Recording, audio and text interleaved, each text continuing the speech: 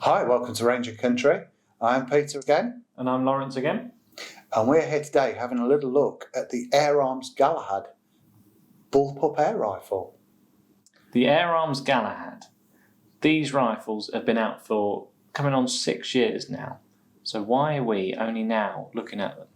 There's a good reason for this, Lawrence. Now, I was recently at the Air Arms factory with a little bit of a refresher course with Chris, and we had one of these in for a service. And we worked on this, and I was so impressed with it. I said to Chris, why aren't we selling more of these rifles? Why haven't they been more popular? And his answer was he didn't know. And I said, I was literally so impressed with the engineering that's inside it. And primarily, I think, the linkages on the trigger and on the cocking mechanism. I know we sell quite a few bullpups, don't we?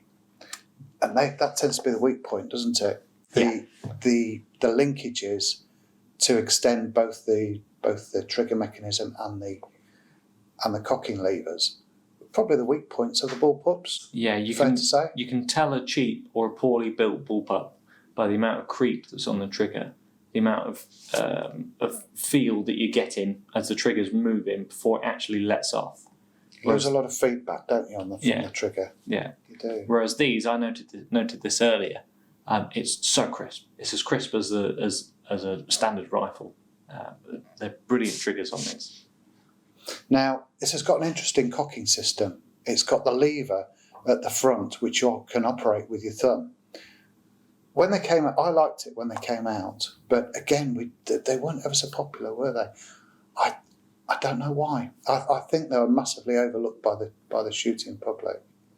Yeah, so you're saying about this cocking lever on the side here. That's it. Yeah. Instead of it cocking straight backwards, what this does instead is it pivots down and forwards to cock the rifle, rather than your standard back and forwards. Now, does that work for you in the aim position? I'm going to give the very non-committal answer of it doesn't not work for me. Okay. You can do it nice and quickly, but is it better just to have it as standard? Is it being different for the sake of being different, or is it really that much nicer? I like it. I mean, there's not a lot wrong with the standard side lever on a bullpup for the cocking mechanism, but this is just one. I mean, I found it particularly to do it with your thumb. Whether you've, in the aim position, just bring it down and recock, and you're not coming out much of the aim position. I know we're quite different, aren't we, on our tastes of. There was something a couple of weeks ago that highlighted that you liked one thing and I didn't particularly care for it. But overriding, I think that the positivity and the crispness of that linkage really does give positive feedback, doesn't it, on it? Yeah. One thing that I would say is it's no good for a lefty. Why? Because it's on the opposite side. But we could change it round. You can change it round? Yeah. That lever can go on the other side just as easy. Okay, so it's completely ambidextrous. Completely ambidextrous, yeah. That's shut you up, hasn't it?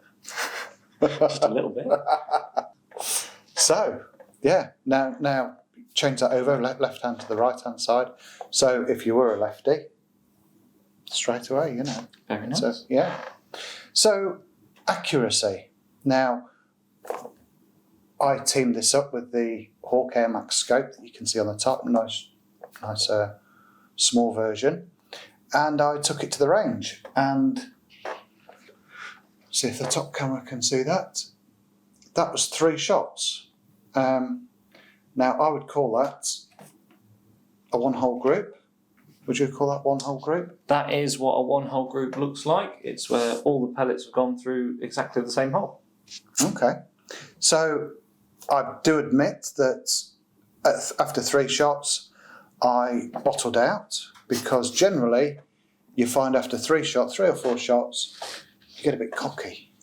Your 4th one or your 5th one, you're ready to finish that group. It just a little bit of wind, just few either wind or a little bit of flinching or something, and it's knowing when to stop, isn't it, with your good shots, and that's us being honest. So, magazine system. Now, it's tried and tested, isn't it? They've used this for years, haven't they? Yeah. Basically, the power plant in the Galahad is the tried and tested Air Arms S410/510 power plant mechanism. It's very, very simple, isn't it? Firing valve, yeah. They've added the regulator to it, which is Air Arms own. Superb. I don't think we have many problems at all with Air Arms regulators. No, and it really increases the efficiency of the rifle. It means you can get way more shots out of the same size cylinder. So how many shots do we get out of this model? I'm going to pretend that I'm going to look at you, that I don't have a cheat sheet here. I'm going to say it's 110 in 177 and 120 in the 22. That's a fair few from that cylinder. Mind you, that cylinder goes a way back, doesn't it? And that's what you lose sight of a little bit, I think, in a bullpup. Because on a standard rifle, it's all forward. But I know with a pulsar, the Daystate pulsar, you think, well, that's not a very big cylinder. But then when you take one off, and it's actually quite huge, and it's a massive capacity. You've got the action starting here and this long, instead of starting at here and it being this long and being off the camera. So it is deceptive. You've got this full-size barrel, you've got a full-size cylinder. Because the barrel comes back to here. Yeah. This has got the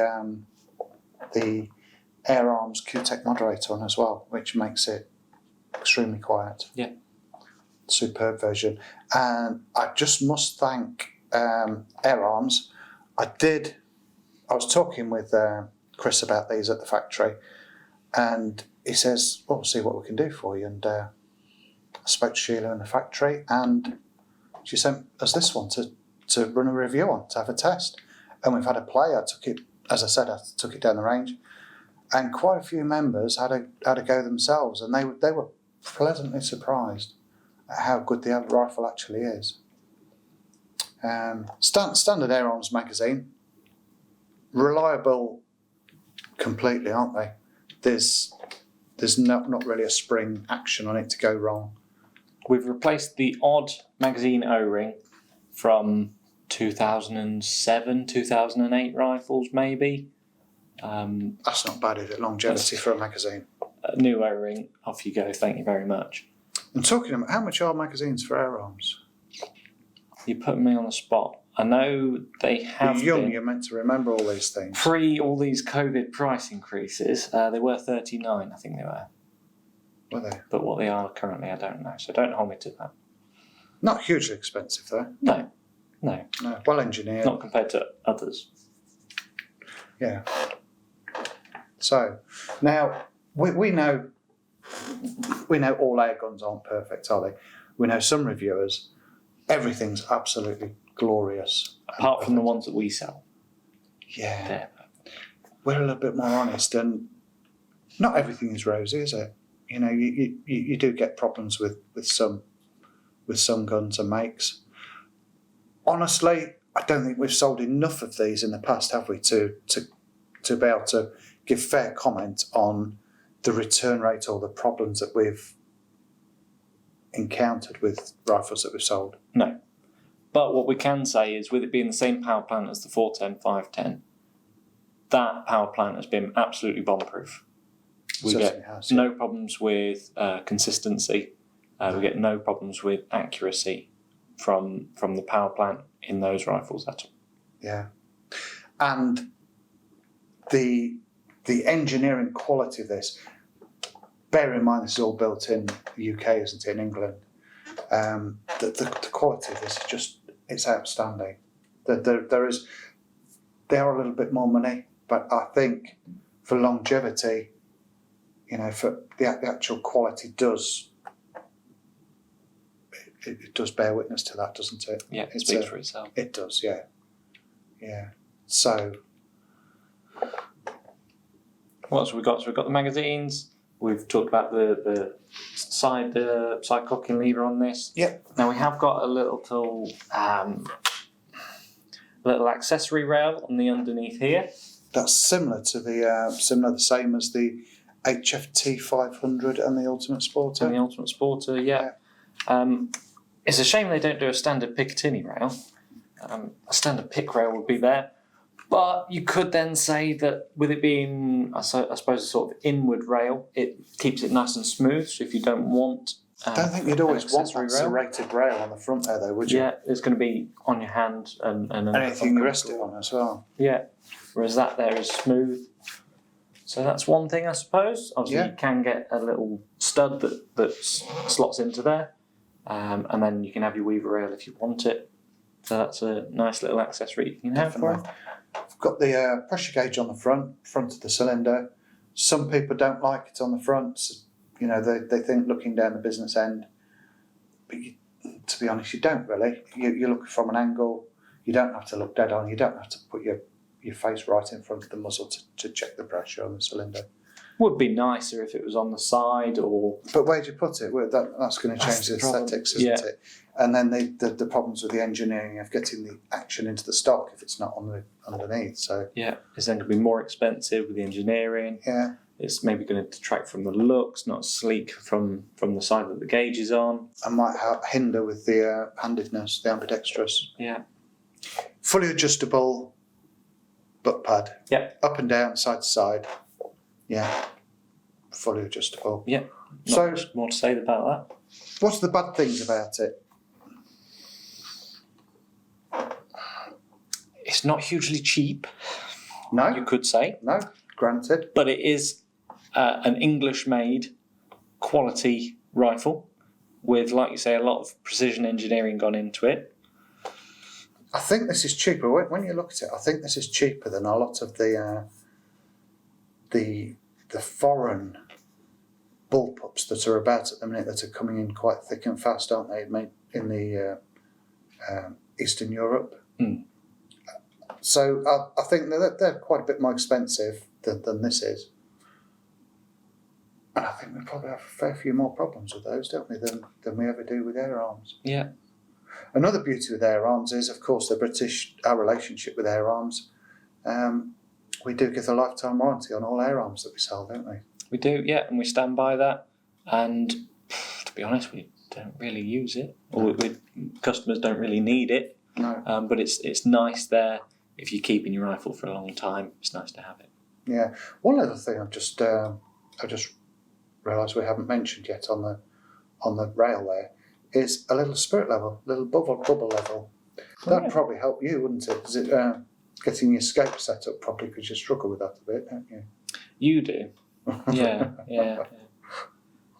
Yeah, we have a little bit of a Lawrence will set a scope up and I'll pick it up and I go, it's crooked, and vice versa. To be honest, it's I think it's just our eyes. You know, everybody's eyes are different, which, you know, it just shows that you need to set your own rifle up and set it for yourself. But there it is, the Galahad. It's been out, I think 2016, isn't it? 6 years it's been out. Yeah. Aged well. Aged well with the looks. Certainly, yeah. I think it was one of the first, wasn't it? And at the time, I think quite a few manufacturers bought bullpups out. I think they've steered away from it a little bit, but as I say, you know, Eastern Europeans are still bringing them in, making them. Yeah. Brilliant. Come and have a look. Come and try one. Come and try one at the range. I think you'll like it.